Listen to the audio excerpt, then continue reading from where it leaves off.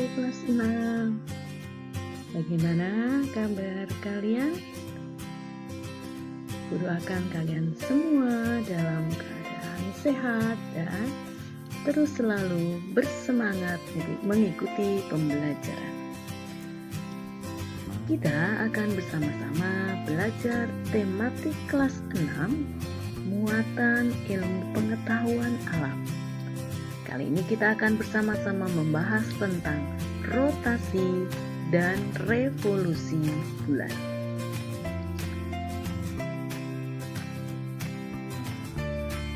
Anak-anak, bulan adalah satelit bumi. Bulan tidak bisa memancarkan cahaya, tetapi cahaya bulan berasal dari matahari. Bulan sebagai satelit bumi melakukan 3 gerakan. Yang pertama adalah rotasi bulan, yaitu bulan berputar pada porosnya. Gerakan yang kedua adalah revolusi bulan, yaitu bulan berputar mengelilingi bumi. Dan yang ketiga adalah bersama-sama dengan bumi, bulan mengelilingi matahari.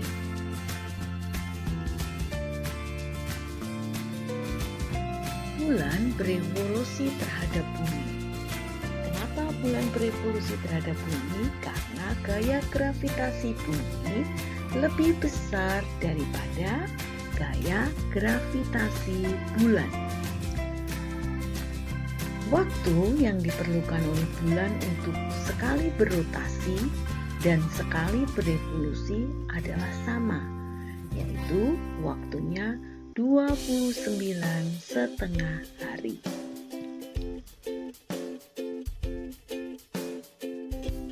Gaya gravitasi bulan terhadap bumi mengakibatkan terjadinya pasang surut air laut. Laut menjadi pasang saat permukaan bulan atau matahari menghadap langsung ke bumi.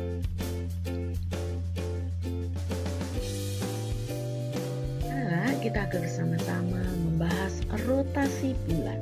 Apa yang dimaksud dengan rotasi bulan? Rotasi bulan adalah perputaran bulan pada porosnya. Rotasi bulan ini dari arah barat ke timur. Rotasi bulan tidak memberikan dampak apapun terhadap kehidupan di bumi. Waktu rotasi dan revolusi bulan sama, yaitu tadi 29,5 hari. Sehingga permukaan bulan yang menghadap bumi relatif sama. Separuh menghadap ke bumi, separuh bagian tidak menghadap ke bumi.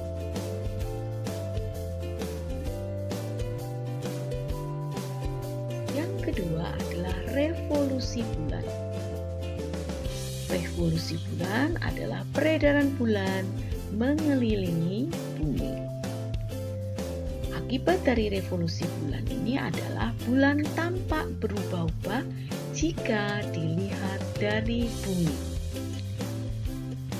Perubahan kenampakan bulan itu anak-anak disebut dengan fase bulan. Dalam sekali berevolusi, bulan mengalami 8 fase. Setiap fase berlangsung kurang lebih 3-4 hari. Dan kita akan melihat apa sih yang dimaksud dengan fase bulan. Fase bulan adalah bentuk bulan yang berubah-ubah jika dilihat dari bumi.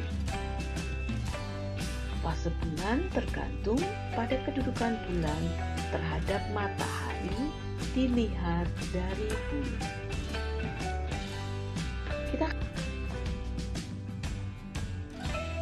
Fase bulan diawali dengan bulan baru, yaitu atau hari pertama. Bulan baru atau disebut juga dengan bulan mati. Fase ini bulan terletak di antara bumi dan matahari, sehingga sisi bulan yang menghadap ke bumi tidak menerima sinar matahari. Akibatnya bulan tetap ada namun tidak terlihat dari bumi. Fase yang kedua disebut dengan fase bulan sabit, yaitu hari keempat. Jadi bulan tampak seperti sabit.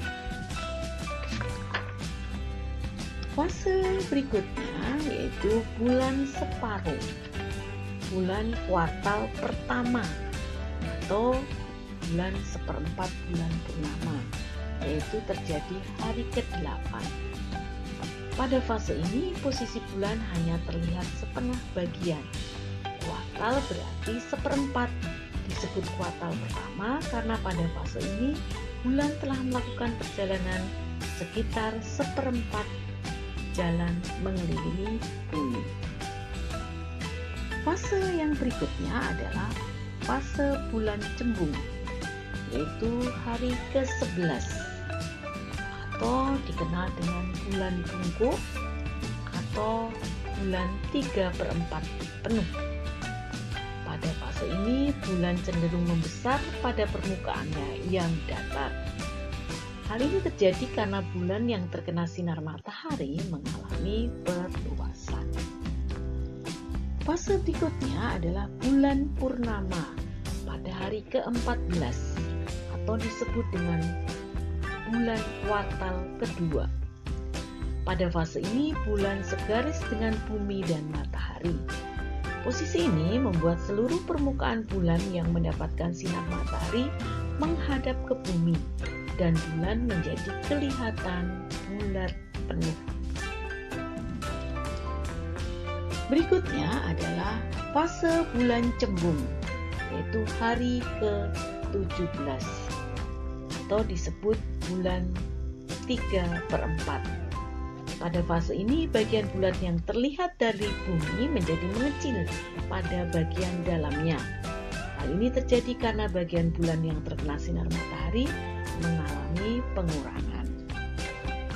Berikutnya adalah kembali ke bulan separuh atau seperempat bulan purnama. Pada fase ini bulan kembali hanya terlihat setengah bagian saja. Kuartal ketiga disebut kuartal ketiga karena bulan telah melakukan perjalanan sekitar 3/4 jalan mengelilingi bumi. Fase berikutnya adalah fase bulan sabit, yaitu hari ke-25. Ini disebut bulan sabit tua.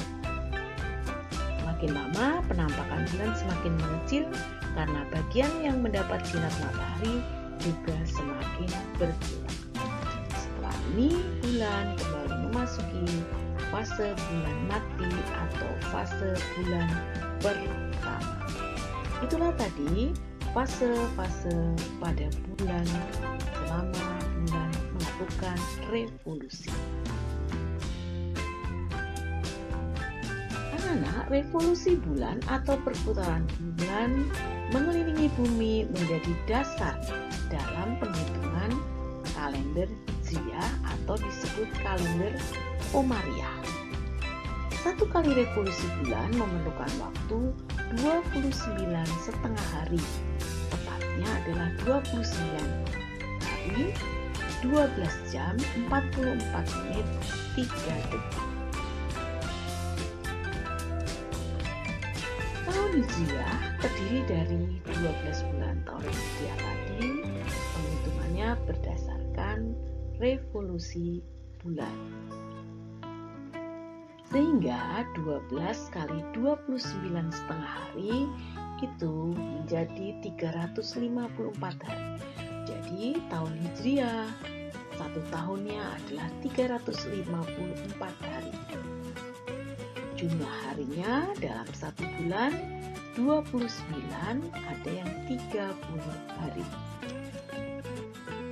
Tahun Hijriah itu seperti halnya dengan tahun Masehi, ada tahun biasa, yaitu jumlah harinya 354 hari, dan tahun Kabisat, jumlah harinya dalam satu tahun 355 hari.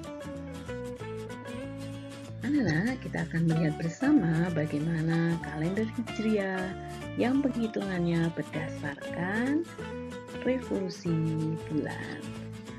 Yaitu kita lihat bulan-bulan dalam kalender Hijriah. Bulan Muharram itu jumlah harinya 30, Safar 29 hari, Rabiul Awal 30 hari, Rabiul Akhir 29 hari, Jumadil Awal 30 hari, Jumadil Akhir 29 hari, Rajab 30 hari, Syakban 29 hari, Ramadan 30 hari, Syawal 29 hari, Zulkaidah 30 hari, Zulhijjah pada tahun biasa 29 hari, sedangkan pada tahun Kabisat adalah jumlah harinya 30 hari. Itulah tadi bulan-bulan dalam kalender Hijriah yang jumlah harinya 354 hari pada kalender biasa dan 355 hari pada kalender Kabisat atau tahun Kabisat. Anak-anak, akibat dari revolusi bulan, apa akibat dari revolusi bulan? Yang pertama adalah pasang surut air laut. Lalu yang kedua tadi terjadinya fase-fase bulan, dan yang ketiga terjadinya gerhana bulan dan juga gerhana matahari. Nah, itulah tadi pembelajaran kita tentang rotasi dan revolusi bulan hari ini. Semoga anak-anak mengerti apa yang Ibu jelaskan kali ini dan semoga bermanfaat bagi kalian. Anak-anak, selamat melanjutkan aktivitas kalian. Sampai bertemu dalam pembelajaran berikutnya dan terima kasih.